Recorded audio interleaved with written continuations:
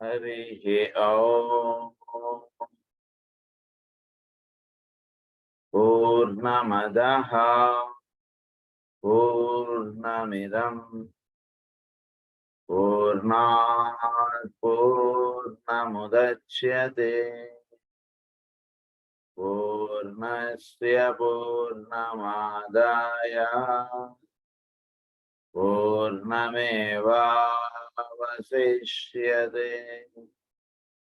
ॐ शान्ति शान्ति शान्तिः। असतो मा सद्गमय तमसो मा ज्योतिर्गमय मृत्योर्मा अमृतं गमय। ॐ शान्ति शान्ति शान्तिः।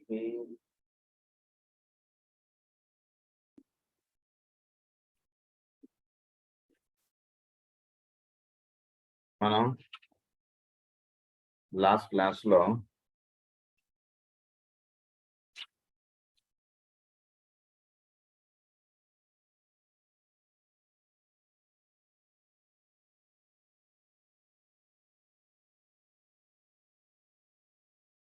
Sex in the new age అంటే విషయాలు మనం చదువుకుంటూ ఇందులో ప్రధానంగా 3 విషయాలు ముఖ్యమని చెప్పుకుంటూ ఇందులో 2 విషయాలు మనం చదువుకున్నాం.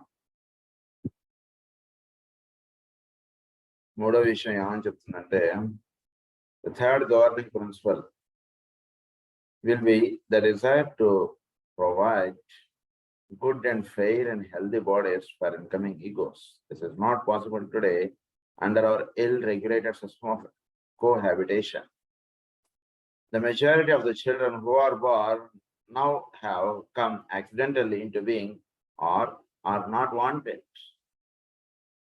So జీవులకు మనం ఒక హెల్దీ బాడీస్ అనేటువంటిది ఇవ్వడానికి సెక్స్ అనేటువంటిది ఏర్పాటు చేశారు. సెక్స్ అనేటువంటిది ఎందుకు పెట్టారంటే కేవలం ఒక హెల్దీ బాడీస్ అనేటువంటిది న్యూ ఈగోస్ గా వస్తున్నటువంటి వాళ్ళకి ఒక హెల్దీ బాడీస్ అనేటువంటివి ఏర్పాటు చేశారు. దానికి ఈ సెక్స్ అనేటువంటిది పెట్టారు మనకి. కనుక అయితే ప్రస్తుతం ఉంటున్న వాళ్ళు ఎవరు కూడా దేని తీసుకుని ఉంటున్న వాళ్ళు ఎవరు కూడా సరైనటువంటి వాళ్ళు కాదు అంటున్నారు ఆయన. Are not wanted. They have come accidentally.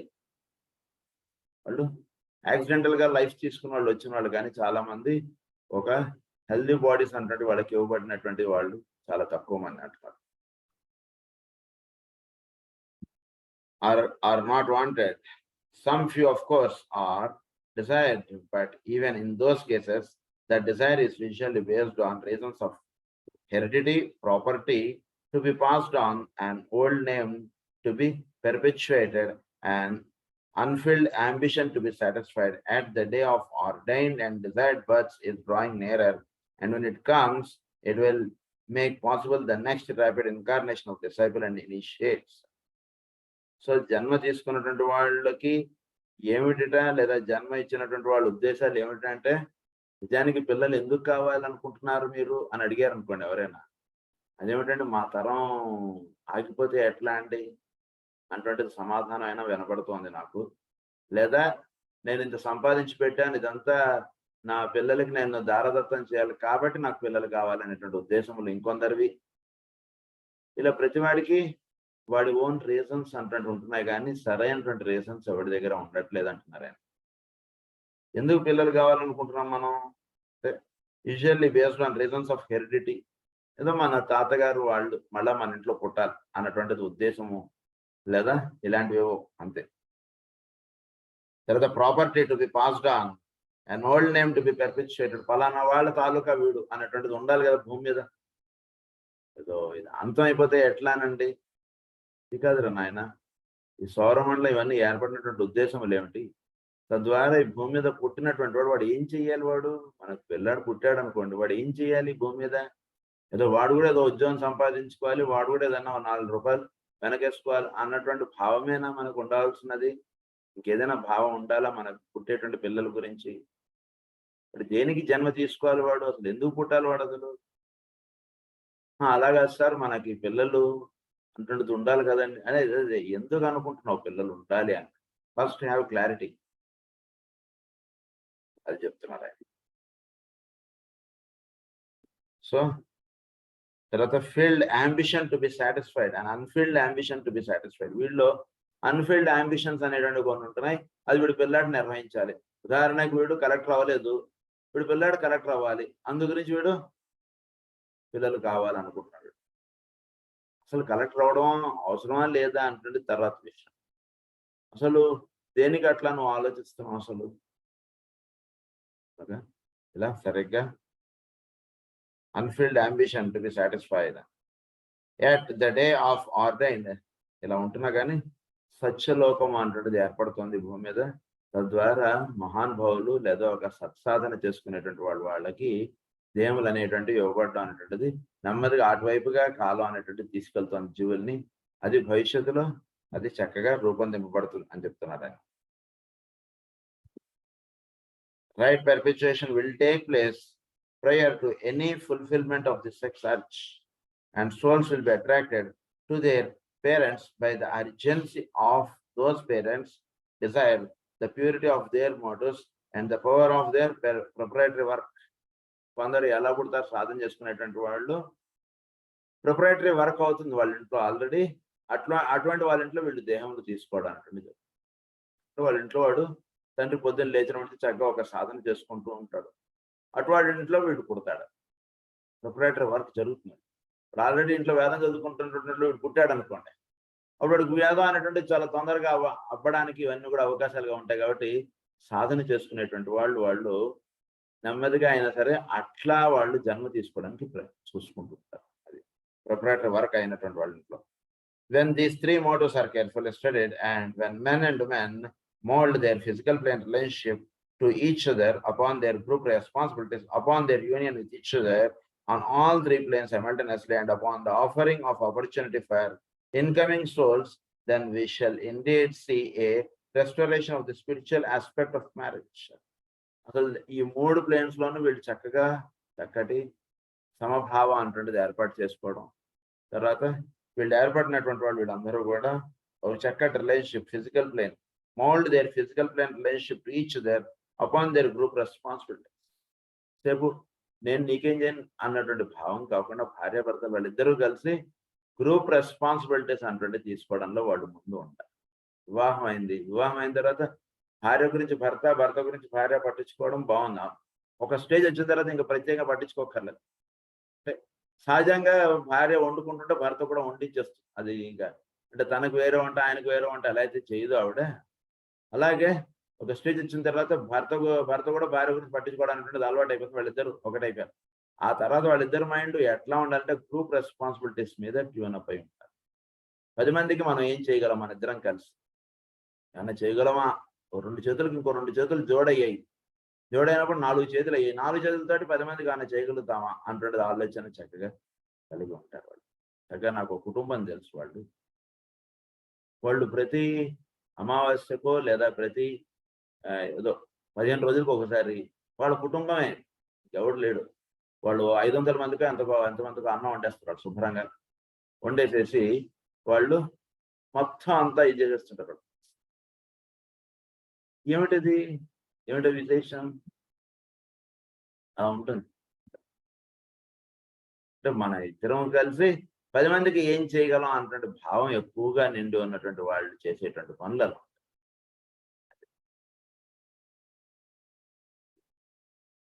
కనుక గ్రూప్ రెస్పాన్సిబిలిటీస్ ఏంటి అనేటువంటి చక్కగా తెలుసుకుని స్పిరిచువల్ ఆస్పెక్ట్ ఆఫ్ మ్యారేజ్ అంటే ఏంటో చక్కగా తెలుసుకుని జీవించడానికి ప్రధానంగా కలిగి ఉంటారు. అది. So now the third lesson about sex ఏంటంటే some suggestions for the present cycle. ఆయన కొన్ని సజెషన్స్ అంటే చేస్తున్నారు. అయితే మనం ఎలా ఉండాలి ఏమిటి అనేటువంటి సజెషన్స్ ఆయన చెప్తున్నారు. ఇప్పుడు I have been occupied with indicating a situation which at present exists, and in pointing out an ideal one which lies ahead but which is not as it possible. Which lies ahead but which is not as it possible. ఈ విధంగా అవ్వాలి, కానీ ప్రస్తుతం ఉన్నటువంటి దాంట్లో ఈ విధంగా అయ్యేటువంటి ఏమీ కనబడట్లేదు. ఇంకా ప్రస్తుతం ఉన్నటువంటి దాంతో ఇటు అవ్వదు, ఇంకా టైం పడుతుంది. అలాంటి స్థితి గురించి ఆయన చెప్తున్నారు ఇప్పుడు.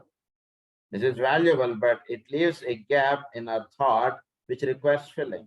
The question now arises, which is capable of formulation in the following terms: given the accuracy of my presentation of the present appalling conditions, given the possibilities of an ultimate approximation to the presented ideal in a distant future.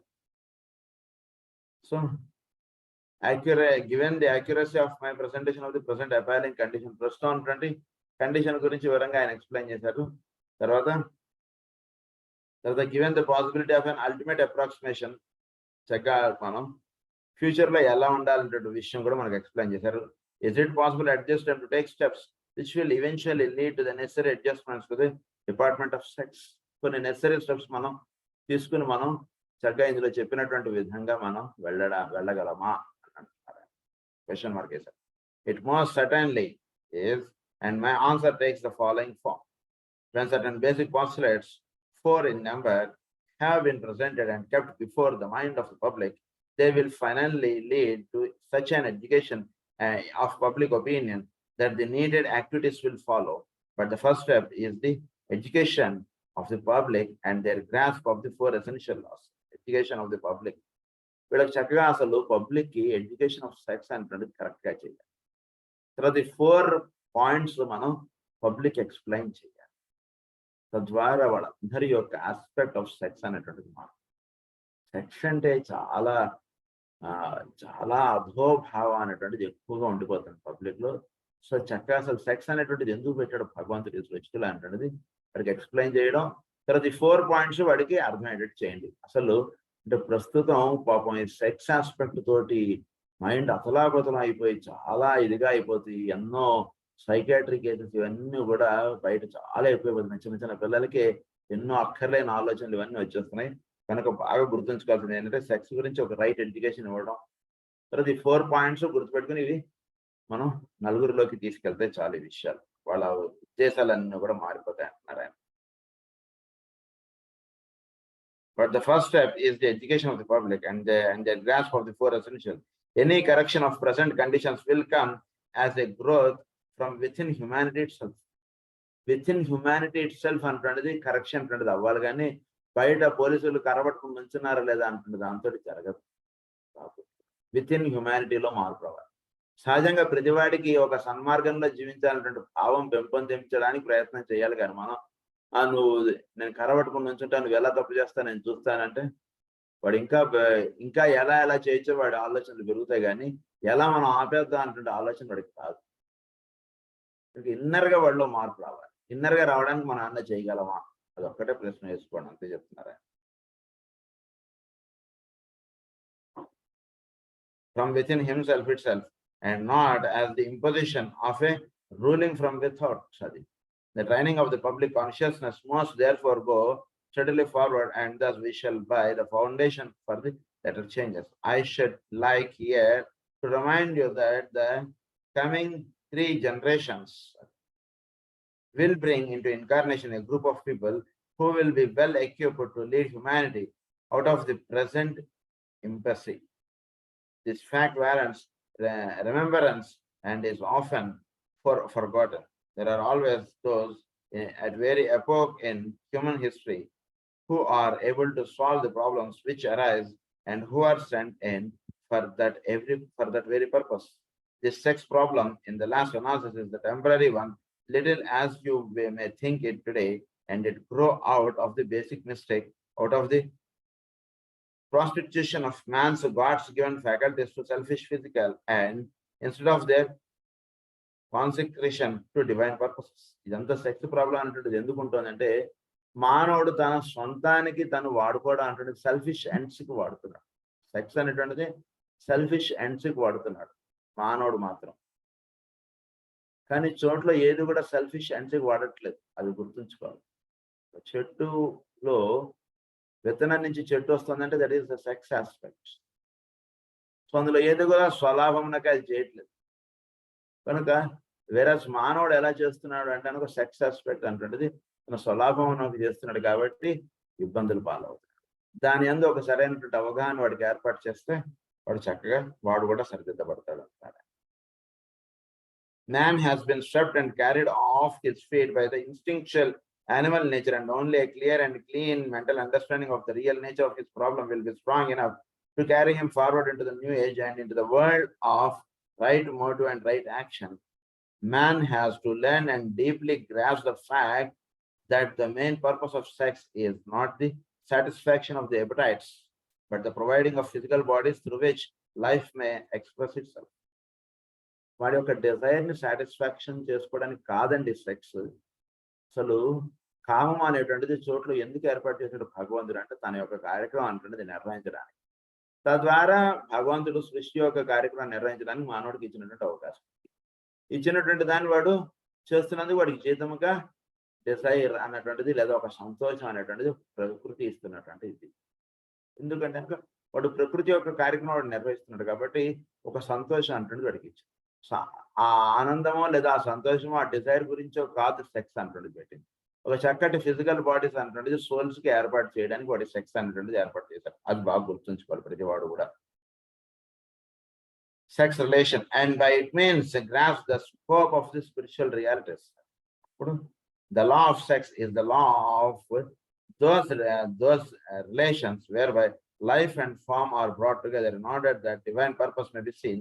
This is the fundamental law of creation, and it is true whether one is dealing with the informing life of solar system, with the birth of the animal, or with the birth of the plant from a seed. Sex is the word we use to cover the relation which exists between the energy, between that energy we call life and the aggregate of force. Sex అంటున్నది ఎందుకు అంటే life aspect అంటుంటది form aspect ద్వారా express అవ్వడానికి దేహములు అనేటువంటి కట్టివ్వబడటానికి ఒక ఏర్పాటు చేసినటువంటి కార్యక్రమం ఏంటంటే సెక్స్.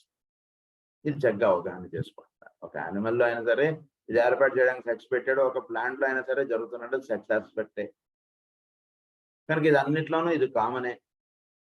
కనుక ప్రకృతిలో సహజంగా ఉన్నటువంటిది మనకి మాస్టర్ గారు కళ్యాణ గీత అని చెప్పి రాస్తారు. అందులో పిందె నుంచి అది పండు లేదా కాయ నుంచి ఇవి ఎలా అవుతున్నాయో అది చూడండి, సృష్టిలో సహజంగా ఉంటుంది దాన్ని దాంపత్యమును దర్శించండి అని చెప్పి రాస్తారు మాస్టర్. చాలా అద్భుతం. సో ఆ విధంగా దాంపత్యము అంటున్నది దేనికి ఏర్పాటు చేశారంటే చోటులో మరలా దేహంలో ధరించడానికి కొందరు దిగి రావడానికి వాళ్ళకి ఏర్పాటు చేసినటువంటి కార్యక్రమం ఈ దాంపత్యము అంటుంది. దాన్ని చక్కగా తెలుసుకోండి అంటున్నారు. We call life and the aggregate of force units through which that energy expresses itself and builds a form. It covers the activity which takes place when the pairs of opposites are brought together, and by means of which they become at one and produce a third reality. That third reality or result bears witness to their relation, and another life is in form is sin. Third, and holy ghost. Third అంటున్నది ఏర్పడుతుంది. ఇద్దరు దీని చేత third aspect అంటున్నది వస్తుంది. ఈ third aspect అంటున్నది రావడమే another life in form is seen. అంటే లైఫ్ అంటున్నది ఫారం ఆస్పెక్ట్ లోకి దిగి రావడం. దీని గురించే మాస్టర్ చక్కగా మనకి మందరజాలలో రాస్తాం. అక్కడ గణదాస్ అనుకుంటా లేదా లోకాది గణదాస్ ఆయన పాఠం చెప్తారు. ఏమని చెప్తారు ఆ పాఠం గిరిశర్మ హరిశర్మ వీళ్ళిద్దరు అటెండ్ అవుతారు. ఏమిటి అంటే కనుక ఏదో 2 రంగులు కలిస్తే 3వ రంగు వస్తుంది కదా, అదే సృష్టి అంటే అంతమించి ఇక్కడ ఇంకేం లేదని చెప్పేస్తారు. చెప్పినటువంటి పాఠం చాలా సులభంగానే ఉంది, ఏంటి ఇందులో ఇంత ఈజీగా చేస్తాడే అని చెప్పి వాళ్ళు ఇద్దరు మాట్లాడుకుంటూ బయటకు వస్తారు. కానీ వాళ్ళు అక్కడ మాట్లాడుకున్న విషయం ఏంటంటే ఆ కలిపేవాడు ఒకడు ఉండాలి కదా పైన. ఆ రంగులు 2 రంగులు కలిపితే 3వ రంగు వస్తుంది అన్నమాట నిజమే, కానీ ఆ 2 రంగుల్ని కలిపేవాడు ఒకడు ఉంటేనే కదా, అదంతా అది కలవట్లేదు కదా. కనుక దైవం ఉన్నాడు అనేటువంటి విషయాన్ని వీడంత చమత్కారంగా వీడు లేడనేటువంటి భావంగా అందరికి చెప్పేస్తున్నాడు అని చెప్పి నవ్వుకుంటూ వస్తాడు గిరిశర్మ వాళ్ళు ఇక్కడ. సో వీళ్ళిద్దరూ ఇది కలవడం చేత థర్డ్ అనేటువంటిది ఒకటి ఏర్పడుతోంది. That third reality or result bears witness to their relation and another life in form is seen. You have always there for relation atonement and birth. ఈ రెండు ఉంటాయి. అటోన్మెంట్ వీళ్ళిద్దరి యొక్క అటోన్మెంటే బర్త్ అంటుండే దానికి కారణం. These 3 words deal the relation, atonement to birth. The 3 words will deal with the true significance of sex. Relation, atonement, birth. వీటిని చక్కగా అవగాహన చేసుకుంటే అసలు సెక్స్ అనే విషయం మనం చక్కగా పోకూడదు. But men have prostituted the truth and the real significance has been lost. Sex now means the satisfaction of the male desire for sensuous pleasure and the assuaging of a physical appetites through the prostitution of the feminine aspect to the desire and appetites. మానవుడు తన యొక్క desire and appetite ని వాడు చేసుకోవడానికి వాడు female బాడీని వాడు వాడుతున్నాడు. ఇక్కడ మేల్ అని వాడడంలో వేరే ఉద్దేశం ఇంకేం లేదండి. మేల్ అండ్ ఫీమేల్ అనేటువంటిది వాడు అంటే మేల్ అనేది చెప్పడంలో ఇక్కడ ఉద్దేశం ఏమంటున్నారంటే ఆయన ఈ జన్మలో ఎవడైతే మేల్గా ఉన్నాడో నెక్స్ట్ లైఫ్ లో వాడు ఫీమేల్ గా అవుతున్నాడు. నెక్స్ట్ లైఫ్ లో ఫీమేల్ గా ఉన్నాడు, మళ్ళీ ఆ లైఫ్ లో వాడు మేల్ బాడీ అంటే వాడికి వస్తాడు. మేల్ గా ఉన్న వాళ్ళందరూ కూడా మేల్స్ గానే పుడతారు, ఫీమేల్స్ గా ఉన్న వాళ్ళందరూ ఫీమేల్స్ గానే పుడతారు అన్నటువంటి భావం పెట్టుకోకుండా. సో ఇక్కడ మేల్ ఫీమేల్ అనేటువంటిది ఊరికనే ఆ టర్మ్స్ అవి, కానీ ఈ మేల్ గా అని చెప్పడంలో ఉద్దేశం అంటే ఒక సోల్ వాడు పర్సనాలిటీలో ఉంటున్నప్పుడు వాడు ఫీమేల్ బాడీ అంటున్నది వాడు అట్రాక్ట్ అవ్వబడటం అంటున్నది ఎక్కువగా జరుగుతుంది. అది అంత వంటి ఇక్కడ ఇంకేం లేదు. లేదా ఫీమేల్ ఎలా అయినా సరే మేల్ కి అట్రాక్ట్ అవ్వబడుతుంది. ఇంకా ఇక్కడ జరుగుతున్నటువంటి విషయం అది అని చెప్పి ఆయన ఇక్కడ ఎక్స్ప్లెయిన్ చేస్తారు. సో ప్రధానంగా ఆయన ఇక్కడ 4 laws అన్నటువంటి ఇక్కడ చెప్తున్నారు. అవి therefore the first postulate which must be laid down and to which the general public must be educated is that all souls incarnate and reincarnate under the law of rebirth. ప్రతి వాడికి కూడా లా of rebirth అన్నటువంటి విషయం explain చేయండి. వాడు నీ life అంటే నా లైఫ్ అంటే ఓన్లీ ఇంతే కదండి, ఏదో ఈ లైఫ్ అలా కాదురా నాయన, నువ్వు దేహం వదిలేసాక ఎక్కడికి వెళ్ళిపోతావు, నువ్వు ఎక్కడికి వెళ్ళిపోతాను అంటే వాడికి సరైనటువంటి అవగాహన ఇవ్వండి. ప్రతి వాడికి కూడా లా ఆఫ్ రీబర్త్ అంటే ఏంటో చెప్తున్నారు. ఫస్ట్ అది చెప్పాలి. వీడు నేననగా ఓన్లీ వెంకట్రావునో లేదా సోమేశ్వరరావునో లేదా సుబ్బారావునో అలా అనుకోవడం అంటుండేది కాదు. ఎన్నో జన్మలుగా ఒక కార్యక్రమం అంటుండేది నిర్వహింపబడుతుంది. వాడు ఈ జన్మలో తీసుకోవడంలో వాడి యొక్క లా ఆఫ్ కర్మ అంటుండే దాని చేత వాడికి ఈ దేహం అనేటువంటిది ఇవ్వబడింది. ఈ లా ఆఫ్ రీబర్త్ అనేటువంటి విషయం చక్కగా అందరికీ అవగాహన వచ్చేటట్టు చక్కగా ఎక్స్ప్లెయిన్ చేయండి. మనం ఏది చేస్తున్నాం అంటే అది కాదండి, మనం చనిపోయాక మనం స్వర్గం నరకం అంటుండేది ఏదో వెళ్తాం కదండి అంటే స్వర్గం నరకం అంటుండేది పైన అక్కడో లేవురా నాయన ఈ భూమి మీద ఉన్నాయని చెప్తున్నాడు. భూమి మీద ఉన్నాయి, ఈ జన్మలోనే నువ్వు చేసినటువంటిది అనుభవించేస్తుంటావు. నిజానికి చూసుకుంటే ఎవరికైనా ఈరోజు మంచి చేసాం అనుకోండి, రేపు మనకు మంచి జరుగుతుంది. ఎవరికైనా ఈరోజు వాడు ఇబ్బందులు పాలయ్యేటట్టుగా మనం ప్రవర్తించి మనం ఏదో లాభం పొందేటట్టు చేసాం అనుకోండి, రేపు కూడా మనకు అది చేసేస్తారు అంతే. మళ్ళీ నెక్స్ట్ లైఫ్ దాకా దీనంత అకౌంట్ అంతా క్యారీ ఫార్వర్డ్ చేయడం ఇదంతా ఏమి ఉండదు అంటున్నాడు. ఇక్కడ అయిపోతుంది ఫినిష్. సో దీన్ని బట్టి జరుగుతూ ఉంటుండదు ఏమిటంటే ఈ హెవెన్ హెల్ అనేటువంటిది ఇప్పటికి భూమి మీద ఉన్నాయి, వేరే ఇంకెక్కడా లేవు అంటున్న విషయం ఒకటి తెలుసుకోవడం. తర్వాత మానవుడికి రీబర్త్ అంటున్నది ఒకటి ఉంది. ఈ రీఇన్కార్నేషన్ రీబర్త్ అంటున్నది ఒకటి జరుగుతుంది. ఎందుచేత అంటే అది చక్కగా వాడికి చక్కటి రీజన్ గా చక్కగా ఎక్స్ప్లెయిన్ చేస్తే ప్రతి వాడికి తెలుస్తుంది. So hell, the spreading of this doctrine of rebirth in scientific recognition and proving is fast going forward, and during the next 10 years it will be the subject of much attention.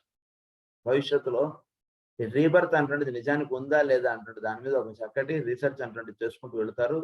చక్కగా rebirth అంటున్నది ఉందా అనేటువంటి విషయం scientific గా కూడా prove చేసుకుంటారు వాళ్ళు. ఏదైనా సరే ఒక ప్లాంట్ అంటున్నది కానీ ఒక యానిమల్ అంటున్నది కానీ మళ్ళీ అది పుడుతోంది కదా. సో వీడు అదే వాసనలతో మళ్ళా పుడుతున్నాడు కనుక రీబర్త్ అంటున్నది భూమి మీద ఏర్పాటు అవుతాడు. లేకపోతే వీడు ఉదాహరణకి ఫలానా వాడున్నాడు, వాడు చనిపోయాడు అనుకోండి, మళ్ళా వేరే ఇంకొకడుగా పుట్టాడు, మళ్ళా వేరే వాడికి అవే వాసనలు ఎలా వస్తున్నాయి, వాడికి అదే భావములు ఎలా కలుగుతున్నాయి. కనుక ఏ భావములతో అయితే వీడు దేహాన్ని వదిలేస్తున్నాడో మళ్ళీ అవే భావములు కలిగి వాడు భూమి మీద పుడుతున్నాడు. కనుక ఇలాంటివి ఎన్నో విషయాలు మనం జాగ్రత్తగా గమనించుకుంటూ వస్తే గనక అంటే దేహం అనేటువంటిది పోయినా వాడికి మళ్ళా దేహం అనేటువంటిది ఇవ్వబడుతుంది, వాడు మళ్ళీ ఈ భూమి మీద పుడుతున్నాడు. ఈ విషయాన్ని ఒక చక్కటి అవగాహనగా మనం చక్కగా వాడికి వివరించి ఎక్స్ప్లెయిన్ చేస్తే అవును మానవుడు అనేటువంటి వాడు ప్రతివాడు కూడా ఈ భూమి మీద మళ్ళా పుడుతున్నటువంటి వాడే. కనుక సెక్స్ ఆస్పెక్ట్ మీద సరైనటువంటి అవగాహన ఏర్పాటు చేసుకోండి అని చెప్పి మనం చక్కగా ఎక్స్ప్లెయిన్ చేయండి అన్నారు. లా ఆఫ్ రీబర్త్ ఒకటి చక్కగా ఎక్స్ప్లెయిన్ చేయండి అన్నారు. ఇది లా ఆఫ్ రీబర్త్ అనేటువంటి చక్కవాడికి అవగాహనలోకి వచ్చేటికి family and group applications. Why will this be so, Because when the law is admitted as a governing intellectual principle, all men will tread more carefully the path of life and will proceed with a greater condition to fulfill their family and group obligations. ఇలాంటి వీడు ఎగ్గొట్టేసి principal గారు మన father ఫ్రెండే కదా అని వీడు సరిగ్గా చదవకుండా వీడు పాస్ అయిపోతూ వచ్చేస్తున్నాడు. చదవకుండా అలా కాదురా నాయన, మీ ఫాదర్ ఫ్రెండ్ అయినా సరే ప్రిన్సిపాల్ గారు 10వ తరగతికి వచ్చేటికి మీరు నాపేస్తారు. అక్కడ ఏం చేయలేడా. 8, 9 పాస్ చేయగలిగితే చేయొచ్చు. 10వ తరగతికి వచ్చేటికి మాత్రం పాస్ అవ్వాలంటే మనం చక్కగా శ్రద్ధగా చదువుకోవాల్సిందే. అది ఎలా అయితే ఉంటుందో చక్కగా ఈ లాస్ అంటుండేది, లా ఆఫ్ ఫ్రీ బర్త్ అంటుండే చక్కగా తెలుసుకుంటే ఒళ్ళు దగ్గర పెట్టుకుని ఉంటారు ప్రతివాడు కూడా. లేకపోతే ప్రతివాడు ఏమిటంటే మనం చేసింది ఎలా కనబడుతుంది, ఎవరికి ఏం కనబడదు కదా, మనం ఇదిగా అని యజమాని కదా అంటుండేదిగా వాడు వెళ్ళిపోతూ ఉంటే అది జరగదురా నాయన. ఆ విధంగా లా ఆఫ్ ఫ్రీ బర్త్ అంటుండేది కలిగి నువ్వు ఏ విధంగా అయితే ఈ రోజు ఉంటున్నావో, ఏ విత్తనం అయితే నాడుతున్నావో ఆ మొక్క రేపు పొద్దున వస్తుంది. నువ్వు ఏ రోజైతే ఎలా జీవిస్తున్నావో అదే రేపటికి నీకు నిలుస్తూ ఉంటుంది అన్నటువంటి విషయం సృష్టిలో సహజంగా ఉంటుంది. ధర్మము, సత్యము, దాన్ని చక్కగా అవగాహన చేసుకోండి అని చెప్పండి అంటున్నారు. Will reap it here and now అంటున్నారు.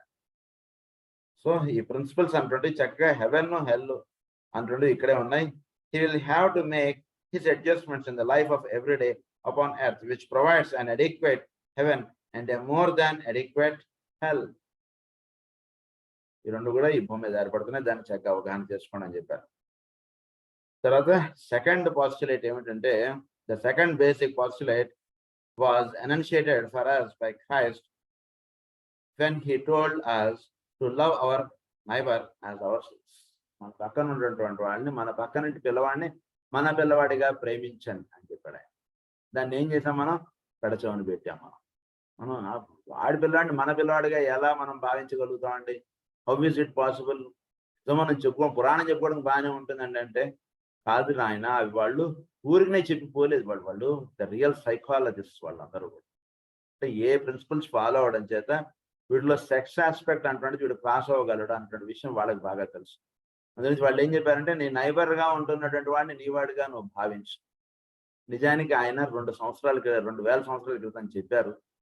కానీ దాన్ని ఎంతవరకు మానవుడి భూమి మీద పాటించాడు అది ఎవడికి వాడు ప్రశ్న వేసుకోవాలంటున్నారు. వేసుకుని చూసుకుంటే ఎవడు సరిగ్గా పాటించలేదు. కాబట్టి ప్రస్తుతం ఇప్పుడు ఈ రోజు ఇలా ఉంది. ఆయన చెప్పింది పాటించి ఉంటే ఎలా ఉండేది?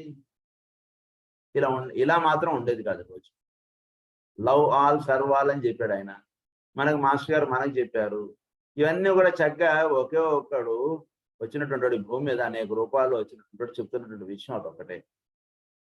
చెప్పినటువంటి విషయాన్ని చక్కగా అవగాహన చేసుకుని మనం చక్కగా జీవించితే రోజులు ఇలా ఉండవు అని చెప్తున్నారు. సో ఇలా ఏర్పడడానికి కారణం ఏంటంటే వాళ్ళు చెప్పినటువంటి విషయాలు మనం ఎవరైనా సరిగ్గా చేయట్లేదు కాబట్టి విధంగా ఏర్పడ్డాయి. మన పక్కన ఉన్నటువంటి మనవాడిగా అనుకోవడం మార్గమే, అంతే.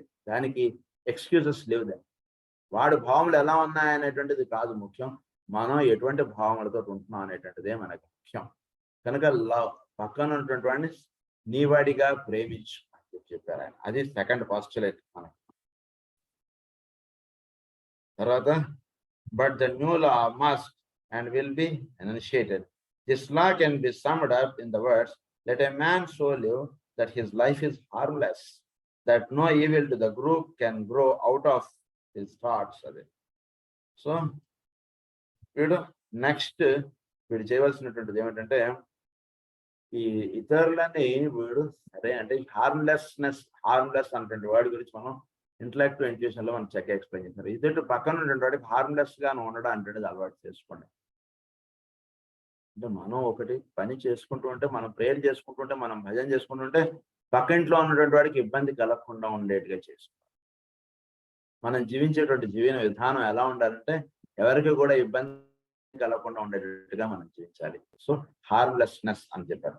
మన ఇంట్లో ఏదో ఫంక్షన్ ఉంది కదా అని పక్కింట్లో ఎవడున్నాడు అనేటువంటి సంబంధం లేకుండా నేను డబ్బులు మోగించేస్తున్నాను అనుకోండి, వేరేవాడికి ఇబ్బంది కలగచ్చు మనం చేస్తున్నటువంటి పని. కనుక దాన్ని జాగ్రత్తగా సరిదిద్దుకోండి అని చెప్తున్నాడు ఆయన.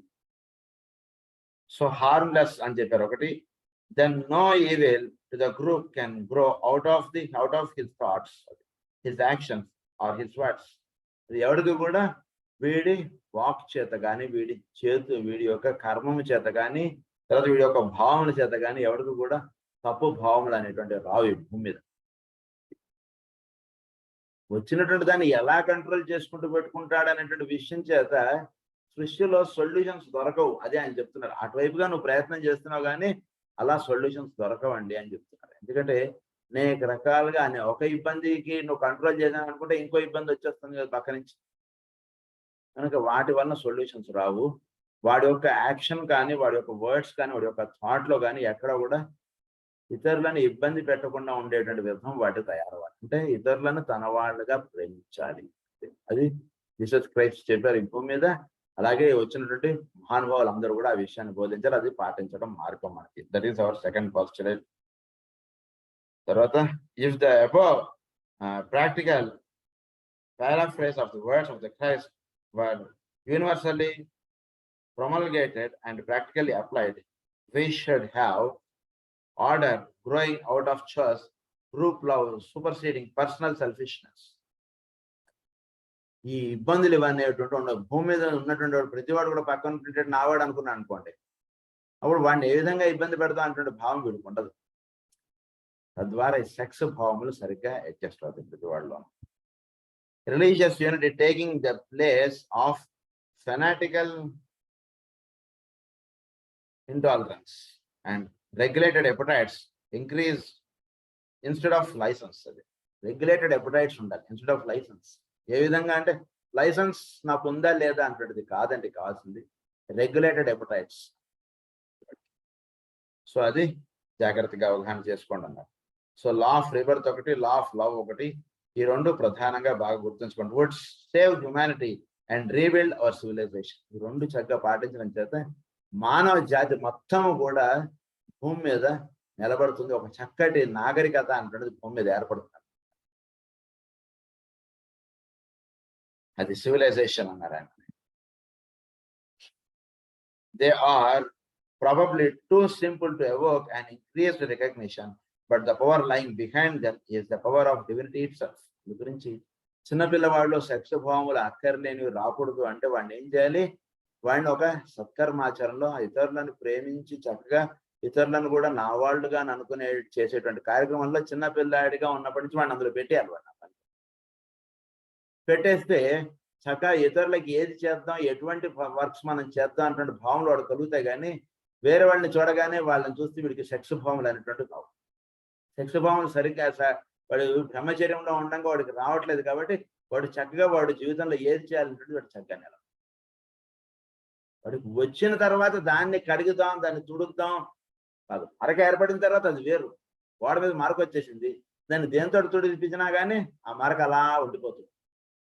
కనుక మరక ఏర్పడకుండా ఉండేటువంటి మార్గం బోధిస్తున్నారు జ్వాలకుంటారు. Third basic law underlying the solution of our problems, of our modern problems, including that of sex, grows normally out of the other two laws. It is the law of group life. So third law ఏంటనగా group life. Group life అంటే చక్కగా అవగాహన చేసుకోవాలి.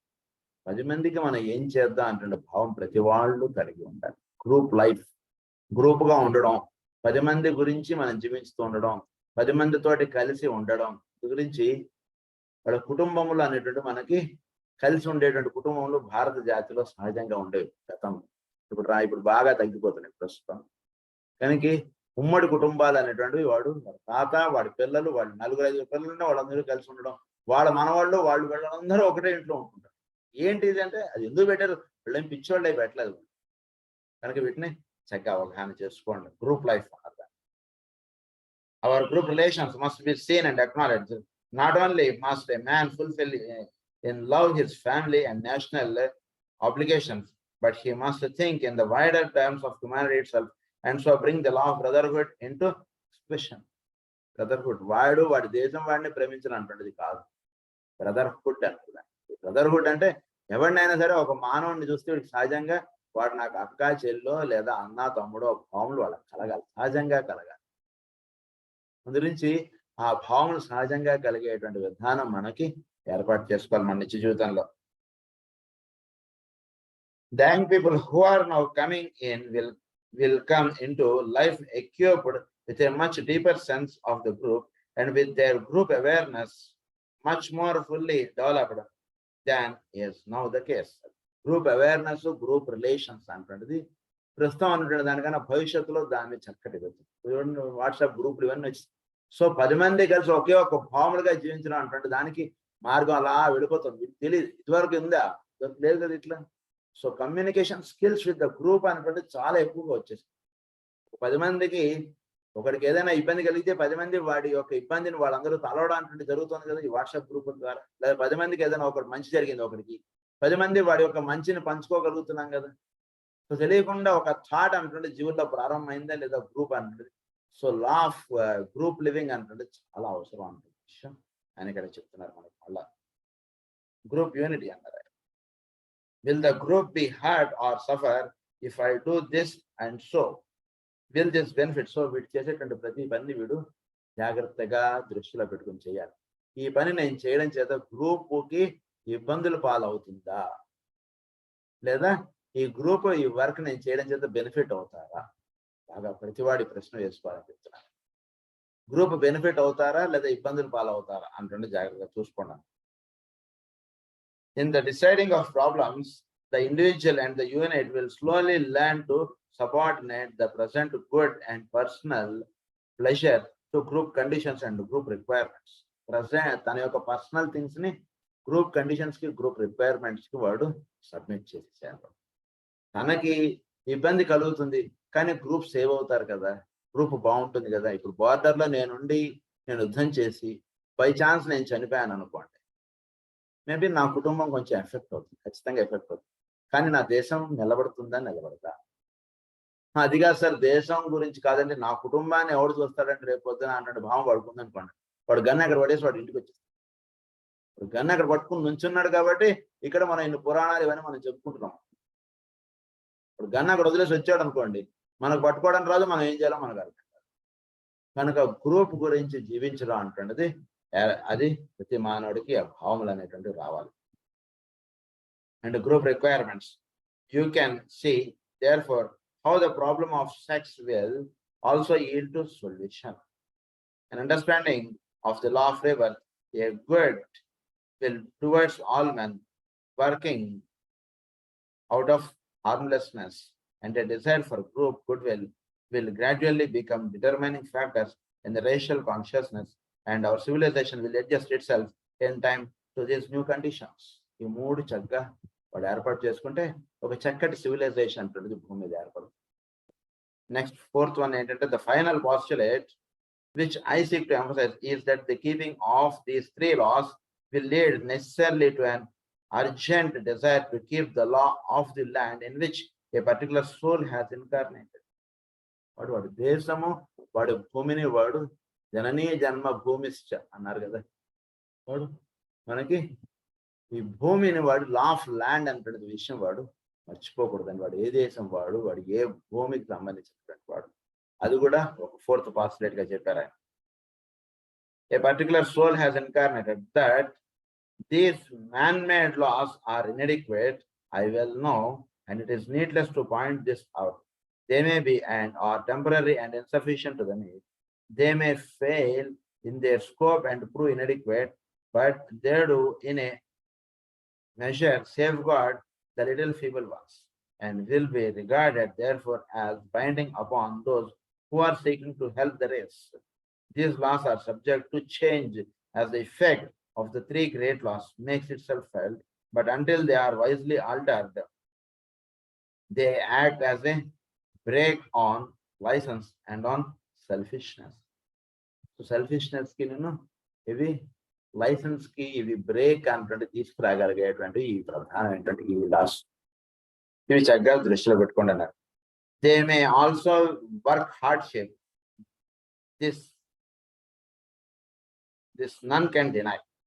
But the hardships they bring are not so evil in their nature, nor so lasting in their effects as would be the result of their removal and of a consequent inauguration of a cycle of lawlessness. So lawlessness అంటే ఏమిటి? ఈ భూమి మీద లా అంటే ఒకటి వర్తిస్తుంది. So ఆ లాని చక్కగా గౌరవించడం అంటుంది ప్రతివాడు సహజంగా అయిపోవాలి. అంటే అక్కడ పోలీసు వాడు కర్ర పట్టుకుని ఉన్నాడు కాబట్టి నేను ఎడం పక్కన వెళతాను అంటాడు భావంగా కాక, పోలీసు వాడు కర్ర పట్టుకుని అక్కడ లేడని తెలిసినా కూడా వీడు ఇదే విధంగా ఉండడం అన్నటువంటిది వీడు కావాలి. ఇక్కడ మార్గం. Therefore, the server of the race cooperates with the laws of land in his daily life. So ఈ రకంగా ఇవి ప్రధానంగా ఒకటి లా ఆఫ్ రీబర్త్ అన్నారు, లా ఆఫ్ లవ్ అన్నారు, లా ఆఫ్ ది గ్రూప్ అన్నారు, law of the land. We shall see the salvation of the race. ఇవి చక్కగా పాటించినట్లయితే తీసేస్తుంది. లాస్ట్ లెసన్ ఏమిటంటే sex and discipleship. This is the fourth lesson with related to sex. I want to write a word on the subject of sex and the life of the disciple. There is much confusion in the minds of aspirants on the matter, and the injunction of the celibacy is assuming the position of a religious doctrine. We are often told by the well-meaning but illogical that if a man is a disciple, but he cannot marry, and that there is no real spiritual attainment unless a man is celibate. This theory has its roots in two things. సెలిబసీగా లేకపోతే వాడికి attainment లేదంటే అంటున్నది కొందరు అంటుంటారు. దాని గురించి ఒక చక్కటి వివరణ చెప్తాను వినండి. First, there has even ever been a mistaken attitude in the East towards women. Secondly, in the West, from the time of Christ, there has been a tendency towards of a monastic and conventional conception of spiritual life. రెండు కారణాలు అన్నాడు. ఇందులో మొదటి కారణం ఏంటంటే east సైడ్గా అంటే తూర్పు దేశాల్లో ఫీమేల్ని వాడు సరిగ్గా అవగాహన చేసుకోకపోవడం, లేదా ఈ మ్యాటర్ ఆస్పెక్ట్ని సరైనటువంటి అవగాహన వాడికి లేకపోవడం చేత వాడు సెలిబసీగా ఉండడం అంటాడు వాడికి కంపల్సరీగా పెట్టారు. ఇంకొకటి ఏమిటంటే వెస్ట్ సైడ్లో from the time of Christ there has been a tendency towards the monastic and conventional conception of spiritual life. These two attitudes embody two mistaken ideas and lie at the root of much misunderstanding and at the heart of much evil. Man is no better than the woman, and nor woman than the man. Yet many thousands regard woman as embodying that which is evil and that which is the base of temptation. Women ని తప్పుగా అర్థం చేసుకున్నారు మన పూర్వకాలం. ఆవిడ ఉండకూడదండి, అసలు స్త్రీయే కారణం అంటుండే భావం ఎక్కువగా ఉంటుంది. సో ఆవిడ అలా ఉంది కాబట్టి నాకు ఇలాంటి భావములు వచ్చాయన్నటువంటి భావముగా వీడు కవర్ చేసుకోవడానికి వీడు మాట్లాడుతుంటాడు. కానీ మ్యాన్ ఉమెన్ ఇద్దరు ఈక్వల్ ఉమెన్. అది చక్కగా అవగాహన పెట్టుకోవడం. అంటే ఉమెన్ని వాళ్ళు అంటే మన పూర్వకాలంలో వాళ్ళు దేనికి అవసరం లేదు, వాళ్ళు ఓన్లీ కిచెన్ వరకు వాళ్ళు ఉంటే సరిపోతుంది అనేటువంటి భావములు ఎక్కువగా ఉంటాయి. కిచెన్లో ఏదో అంతే అంటువంటి భావములు. కానీ నిజానికి అలా కాదు. వీడు ఎంత పనులు చేయగలడో ఆవిడే అంత పనులు చేయగలరు. అది భావం. సో ఉన్నటువంటి పనులను ఇద్దరు సమభాగంగా కుటుంబ జీవనాన్ని ఇద్దరు సమభాగంగా పంచుకోవడం అంటే మార్గం. ఓకే, పంచుకోండి, తప్పులేదు. But she is confined to kitchen అంటువంటి భావం కరెక్ట్ కాదు. Yet many thousands regard women as embodying that which is evil and that which is the base of temptation. But God has from the beginning ordained that men and women should meet each other's needs and act as complements to each other. కాంప్లిమెంటరీగా ఉండాలి. కానీ ఈవిడ స్త్రీ కాబట్టి ఈవిడ డబ్బు సంపాదించాలి plus kitchen లోనూ పనిచేయాలి. ఏమిటలా అసలు? అంటే పాపం ఆవిడలా ఒప్పుకుంటుంది కాబట్టి భర్త అన్నటువంటి మాట నడిచిపోతుంది. కానీ ఇద్దరం సమంగా జీతం తీసుకొస్తున్నాం, అప్పుడు ఇద్దరం ఇంటి పనులు కూడా సమంగా చేద్దాం, నువ్వు కూడా పిల్లల్ని కాను అంటుంటది. అంటే వీడు ఎక్కడ పెట్టుకోవాలి తల తీసుకెళ్ళి? ఒక ఇద్దరు సమముగా ఉంటున్నారు అన్నటువంటి భావం కరెక్ట్. ఆవిడ ద్వారా జరగాల్సినటువంటి పనులు ఆవిడ చేస్తుంది, వీడి ద్వారా జరగాల్సినటువంటి పనులు వీడు చేస్తున్నాడు. ఇద్దరు కాంప్లిమెంటరీ అంటుంటది. అంటే ఒకే ఒక దాంట్లో ఇద్దరు సమభాగములు అంటే విషయాన్ని సరిగ్గా అవగాహన చేసుకోండి అంటారు. To each other. God has not ordered that men should live herded together, sway from women or women away from men, and birth of these great systems have led no much sensual abuse and no much suffering. The belief that to be a disciple necessitated a celibate life and complete abstinence from all natural functions is neither correct nor desirable. వీటన్నిటి నుంచి natural functions నుంచి వాడు cut off అయిపోవాలి అంటున్న మాట చాలా తప్పు. అంటే సృష్టిలో భగవంతుడు భూమి మీద పుట్టి ఆయనది కుటుంబ జీవనం అంటుండేది ఆయన చూపించినటువంటి మార్గం. మనువు చూపించాడు. మనువు చెప్పినటువంటి దానికి భిన్నంగా నేను వెళతాననేటువంటి భావం చాలా తప్పు అని చెప్తాడు ఆయన. Not desirable. This can be proved by the recognition of two things. The first is that if divinity is indeed a reality and an expression of the omnipotence, omnipresence, as well as omniscience, and of man is essentially divine, then there can be the condition possible wherein divinity cannot be supreme. There can be no sphere of human activity where man cannot act divinely, and wherein all functions cannot be illumined by the light of pure reason and divine intelligence. I deal not here with the suspicious, with the spacious and devious argument that which normally and by all right-minded people is regarded as wrong must be right because of man's inherent divinity. Man by inherent divinity అంటున్నది ఒకటి ఉంటుంది. ఈ inherent divinity అంటున్నది ఉండడం అంటున్న దానికి కారణంగా ఏర్పాటు అవుతున్నటువంటిది సృష్టి అంతా కూడా. That can be but a loose excuse for a wrong doing. I speak of sexual relations of the right kind within. అది దీని గురించి కొంచెం వివరంగా నెక్స్ట్ క్లాస్ లో ఎక్స్ప్లెయిన్ చేసుకున్నాం. స్వస్తి ప్రజాభ్యః పరిపాలయంతాం న్యాయేన మార్గేణ మహీం గో బ్రాహ్మణేభ్యః శుభమస్తు. లోకాః సమస్తాః సుఖినో లోకాః సమస్తాః సుఖినో. లోకాః సమస్తాః సుఖినో. ఓం శాంతి.